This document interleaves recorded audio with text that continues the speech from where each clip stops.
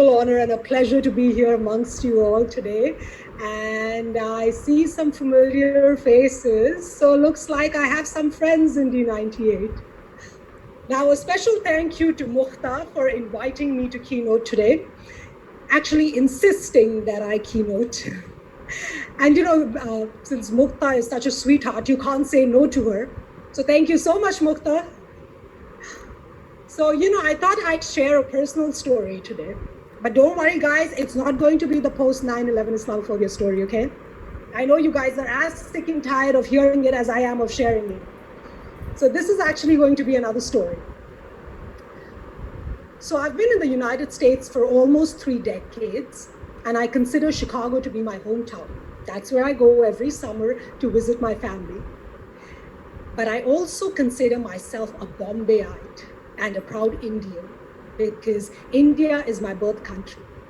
Now, I bet you guys didn't know that I'm from Bombay, did you? Yeah. So that's actually another reason why I said yes, because Mukhtar is from Bombay too, and because I found out that all of the clubs in Bombay, they belong to your district, right? So anyway, whenever I watch the news, whether it be Indian news or American news, all I hear about is social unrest, global tension, or acts of violence. Angry hands clenched into angry fists, pounding at each other like war drums. And each side perceives themselves as the warrior, whereas the other the enemy. Ideological divisions are intensifying worldwide, isn't it? Polarization is tearing the seams of democracies. And this isn't just an Indian or an American illness. This is a global pandemic. Now, one of my favorite social scientists, Dr. Brown, once said, people are hard to hate close up, so move in. Now, as an activist, an advocate, and a peacemonger, whenever I talk about the importance of moving in, I always include stories from my childhood in India.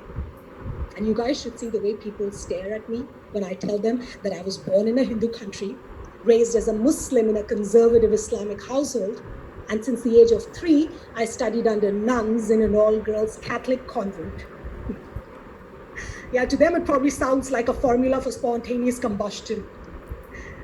But in reality, it imbued me with a powerful sense of respect for all religions. Now, I remember, when I was a little girl back in India, every morning I would wake up at the crack of dawn, bleary-eyed and yawning, and then I'd lay my little prayer rug down and then say Allahu Akbar, and then start praying.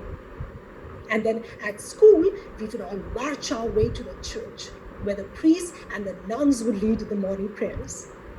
They'd start with in the name of the Father, and of the Son, and of the Holy Spirit. Amen. Now, my favorite part used to be, after Mass, when they pass around that wafer dipped in holy water. Has anyone ever tried that? Yeah? Okay, for those who have, you know that it has no taste, right? But the mere joy that came from sharing it with all of my Catholic friends made its taste as sweet as paradise. Now, since all of my neighbors were Hindus, my favorite trips with them would be to the temple. Now, I remember as a tiny girl, I would have to jump to ring those temple bells. Thankfully, as an adult, I wouldn't have to jump anymore. I'd use a ladder because I'm vertically challenged.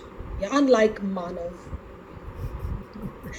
And then, we'd all join our hands and bow our head in prayer and wait for the priest to start distributing those mouth-watering Indian sweets called mithai, as you guys all know, I'm sure.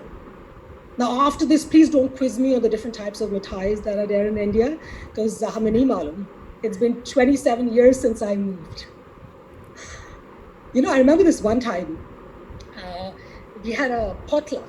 And Annie, my Catholic friend, she brought pork chops. And I was like, swine? Referring to the chops, not to Annie. Whereas my Hindu friend, she looked at my beef kebabs and went, holy cow! So, even though we there shared different food and wisdom traditions, because we had moved in, we not only tolerated, but celebrated our differences. Now, my last memories of India, right before I migrated to the US, are the Bombay riots that followed the Babri Mosque demolition. Now, being a young girl, I was oblivious to how religions can be exploited, manipulated, and leveraged for political power. The thing is that when you get too attached to an ideology, whether that be religious or political or national, you leave no room for nuance, isn't it? You're either with us or you're against us. That's the mentality. But what we fail to realize is that truth is relative. There is no answer to the question, who's right, who's wrong. Both sides' perspectives is their only reality. So their truth is as self-evident to them as ours is to us. Now, what I'll always remember about the Bombay riots is that our Hindu neighbors, they risked their lives to save us from the mobs who were going door to door wanting to kill Muslims. Now, had our neighbors not moved in and gotten to know us personally, they wouldn't have realized that we have much more in common than our ideological differences. And had we not moved in and gotten to know them personally, we probably wouldn't have trusted them with our lives, considering that they belong to the exact same religion as the mobs that wanted to kill us.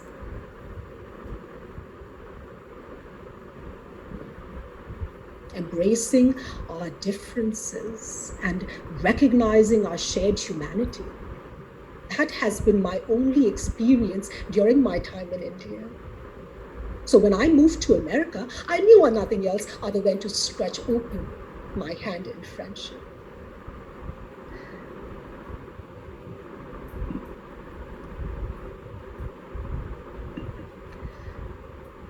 Now, as many of you already know, I was a victim of the post-9/11 anti-Muslim backlash due to which I endured a severe phobia of white Americans. So basically, just as many white Americans have started to generalize about all Muslims being terrorists, which led to Islamophobic attacks towards us, I too had started to generalize about all white Americans being Islamophobes because of enduring Islamophobic attacks for almost a decade. Now, my perception did not change until after I joined therapy. Now, during our intensive group therapy sessions, I was surrounded by white Americans. But when we started to share our deepest fears, our vulnerabilities, our adversities, when we started to move in and get to know each other, that's when I realized that we're all made of stardust and we all bleed red. I remember at one point, I actually suggested that all of us patients, after every therapy session, we all go out for coffee and dessert. And we actually started to do that, and it was a lot of fun, guys. Actually, let me tell you one thing. The best way to move in is to break bread with strangers. As the saying goes, the quickest way to the heart is through the stomach. So when we started to break bread and got even closer, we got to know each other beyond our struggles and discovered what puts a smile on our faces. People are hard to hate close up. Now, the day I joined Toastmasters, I was assigned a Jewish mentor named Holly. Now, one time after the meeting, Holly said, "Sarah, come over for bagels and lox." Now, for those of you guys who don't know what bagels and lox is, it's like a staple breakfast item for Jews, right? Like maybe biryani is for Muslims. Actually, it's for the Khans. Biryani is a staple breakfast item at my house. Or what is it? Donuts and coffee is for Americans, right? So that was the first time I heard about bagels and lox. And I actually misunderstood and for in, okay, in lox. So throughout my drive, I just kept wondering, why would Jews lock their bagels? Like, even though Holly and I had forged a beautiful friendship, there were times that I would wonder, what does she really think of me? Not as a friend or as a mentee, but as a Muslim. And then one day, Holly and I were just chit-chatting, and suddenly she got all teary-eyed and she looked at me and she said, Sarah, while I'll never bear children, you have filled that void in my life. Now, we did have our differences. She'd weep for her loved ones in Israel and I would for mine in Palestine. Yet our hearts were always intertwined like the messages of our holy scriptures. People are hard to hate. Close up. When we move in, we get the opportunity to hear stories that we might have otherwise never been able to hear. Stories about how innocent people get dragged into political wars and are left with nothing but broken windows and broken bones.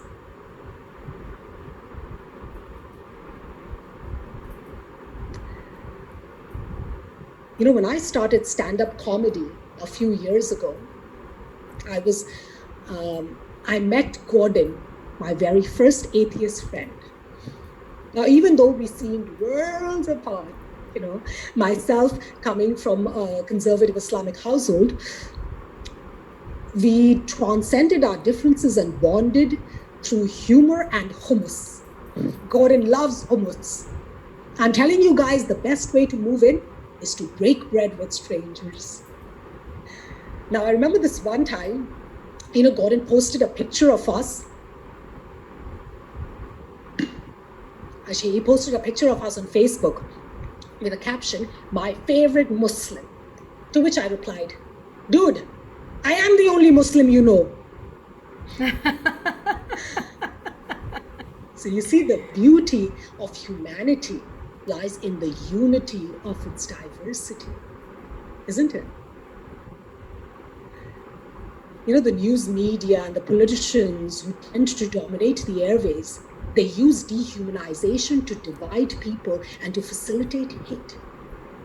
And what is dehumanization? Dehumanization is about demonizing the enemy by using words and images to move them into moral exclusion. It has been used in the past to legitimize war crimes and genocides against groups. For example, the Holocaust, African American slavery. These are all results of demonizing those we perceive as different from us.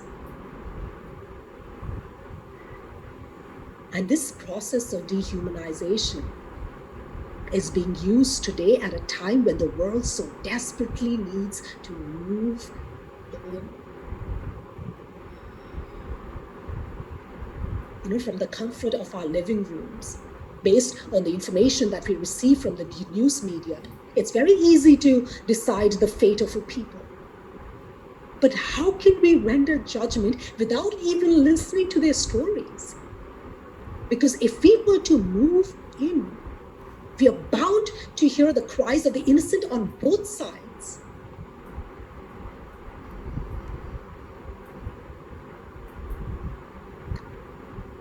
Whenever I watch the news, do you know what I see?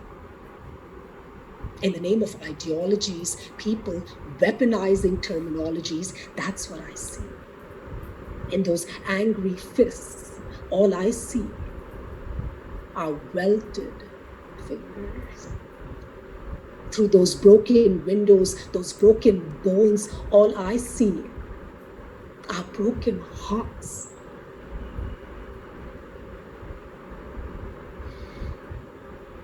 As a Muslim, I may be easy to hate, especially in today's political climate. Unless, of course, people are willing to move in, to come closer and get to know me. Today we live in an ideological combat zone. But there is a solution to this crisis. We need to get to know those on the opposite end of our ideological spectrum. Break bread with strangers. After all, people are hard to hate close up. Moving in is the only way to heal our broken humanity. Thank you so much, everyone. It has been such an honor and a pleasure. Back to you, Manav.